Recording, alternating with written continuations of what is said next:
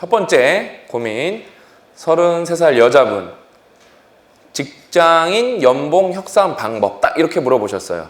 직장인은 연봉 협상을 어떻게 하냐? 이제 33살 여자분께서 질문을 해주셨는데, 일단은 이거는 이제 전제 조건이 필요합니다. 일단 직장인 손 들어보세요.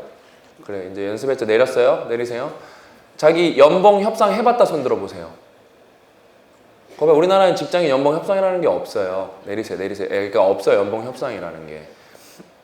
왜냐면 우리나라는 그 호봉제라는 그런 진짜 거의 적폐스러운 제도가 있어갖고 연봉 협상이라는 게 없어. 저는 이제 삼성에 다녀도 형식적인 연봉 협상만 하고 이제 고가 받으면은 그거에 비례하게 연봉이 올라가고, 우리나라는 연봉 협상이라는 게 없습니다. 그래서 이런 질문을 할 때는 뭐죠? 이 질문이 뭐랄까 타당성부터 검증을 해야 되는 거예요. 연봉 협상을 하려면 어떻게 해야 돼요? 연봉을 협상하는 회사에 들어가야 돼요. 연봉을 근데 우리나라는 체인지 그라운드는 연봉 협상을 합니다. 얼마 받았고, 왜냐면 저희는 수당이 많아갖고 본봉은 얼마 안 내요. 근데 이제 수당을 하면은 거의 연봉이 이제 150%까지 돼요, 이제. 그래갖고 수당이 많아서 얼마 세전 소득으로 받았는지 다 알려주고, 그 다음에 어떤 이유에서 B를 맞았고, 어떤 이유에서 A를 맞았고, 이의가 있으면 이의를 제기하면 됩니다.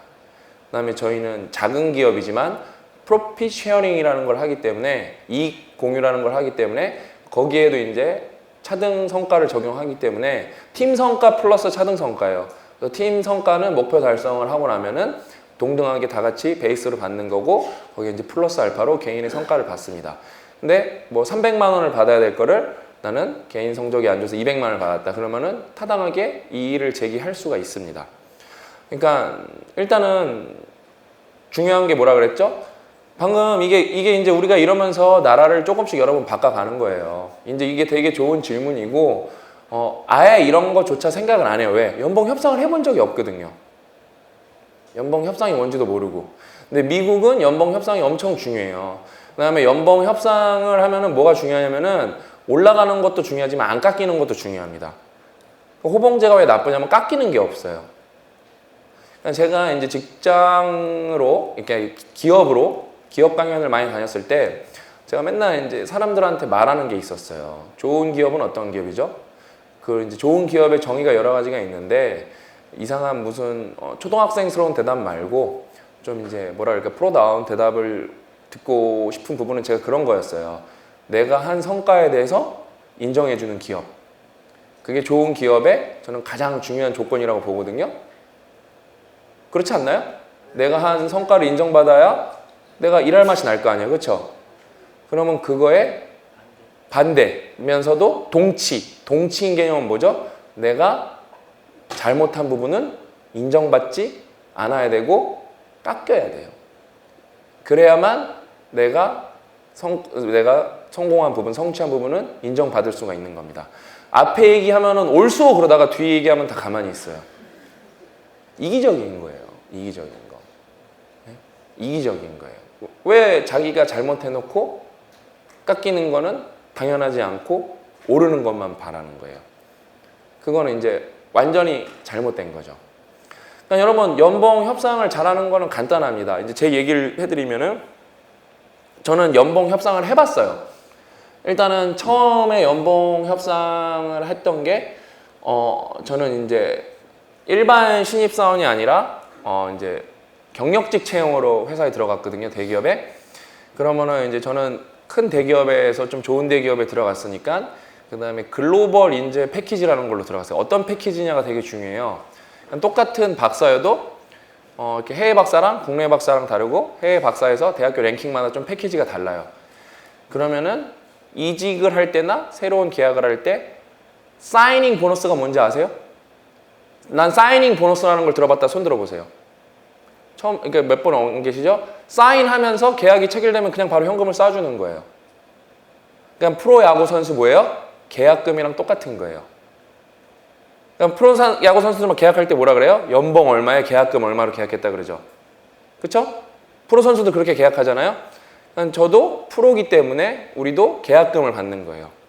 근데 제가 그때 당시에 계약금을 거기서 이제 사이닝 보너스 500만 원만 준다는 거예요. 그래서 내가 그랬죠. 왜 나는 500만 원만 줍니까? 이렇게 물어봤어요. 인사과 담당자한테.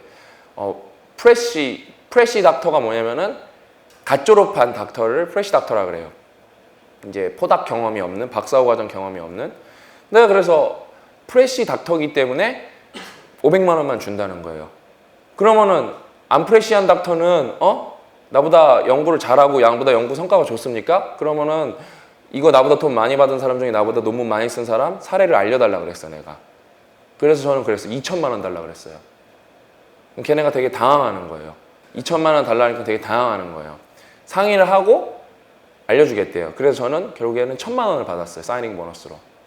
여러분 연봉 협상은 뭘로 할 수 있는 거예요? 여러분 능력 근거로 하는 거예요. 여러분이 능력이 있으면은 연봉 협상을 할 수가 있는 거예요.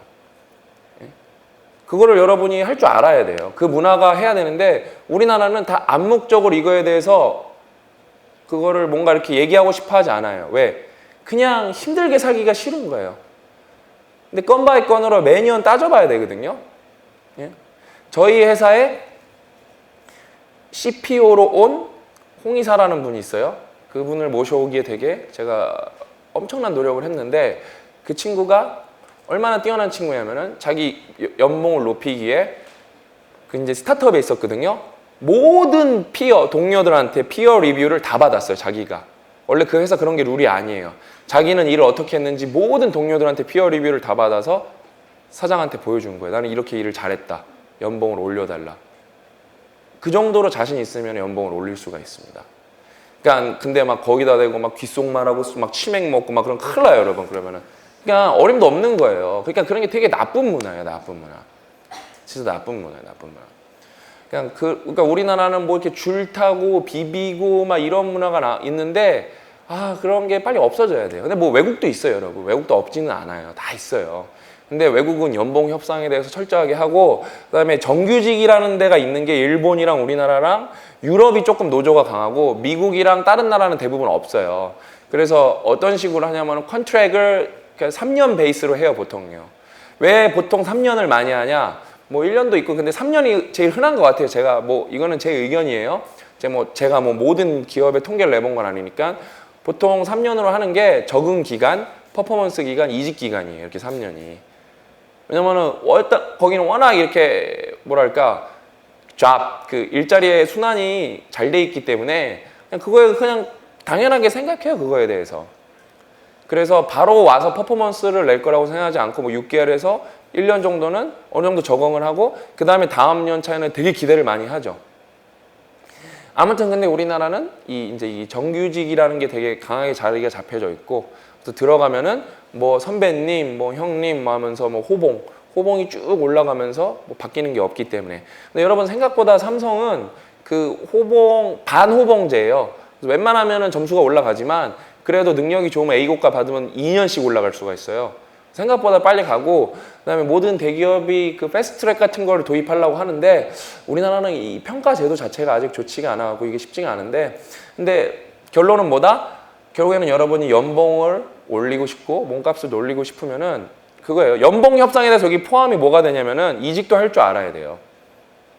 제가 옛날에 이제 많이 상담해 줄 때 뭐 이직을 할 때 항상 그 오퍼를 던져라.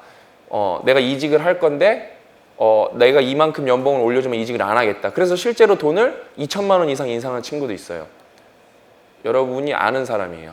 그래서 그러니까 올린 사람도 있고 아무튼 그렇게 능력자면은 여러분 연봉을 올릴 수가 있습니다. 근데 능력이 없으면은 택도 없습니다. 안 깎이는 거를 다행으로 아셔야 됩니다. 진짜. 아셨죠?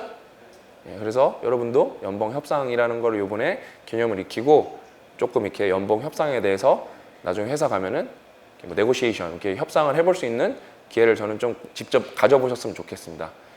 그러니까 근데 제가 말했잖아요. 아까 전제가 중요해요. 우리나라는 그런 게 없어. 아까 직장인이 70%가 손들었는데 연봉 협상해봤다는 사람 한 분 들어봤잖아요. 한 분. 우리나라가 지금 여러분이 우리나라가 지금 좌우 뭐 정치 뭐 다 좋다 이거예요. 먼저 고쳐야 되는 건 여러분 직장에서 연봉 협상이에요. 여러분도 그걸 받아들일 줄 알아야 돼요. 올리는 것도 받아들일 줄 알아야 되고 깎이는 것도 받아들일 줄 알아야 돼요. 그래야 회사도 살고 여러분도 사는 거예요. 그래야 정리해고 같은 것도 없어지고 왜? 연봉은 깎여서 안 올라가면은 하려고 할 필요가 없잖아요. 그 사람을요. 근데 아무튼 그런 거를 진짜 잘 아는 게 되게 중요하다. 그래서 이게 질문이 한 줄짜리지만 너무 중요한데 여러분이 쉽게 접해본 개념이 아니기 때문에 뭐 이런 거 말해주는 데가 없어요. 다 그냥 살아가기 때문에. 예? 저는 또 미쳐갖고 해봤기 때문에 그런 거에 대해서 예? 미쳐갖고 많이 해봤기 때문에 여러분들한테 말씀드릴 수 있는 거예요. 근데 우리 회사는 그런 게 있고, 그래서 저희 회사는 연봉을 한 번은 되게 공개적으로 협상을 하고 한 번은 또 중간에 한 번 요번에 올라간 친구들이 있어요. 저는 연봉 협상을 2번 해요. 연봉 협상을 2번 해요, 1년에. 특별한 친구들은 그 여름에 한 번 더 올라요. 그래서 능력 베이스로 빨리 올라갈 수 있게. 아셨죠? 중간 연봉 협상이라 보면 연봉 인상이지. 협상은 안 하고 협상은 연말 때만 하고 중간에 특별히 인상만. 아, 한마디 했다.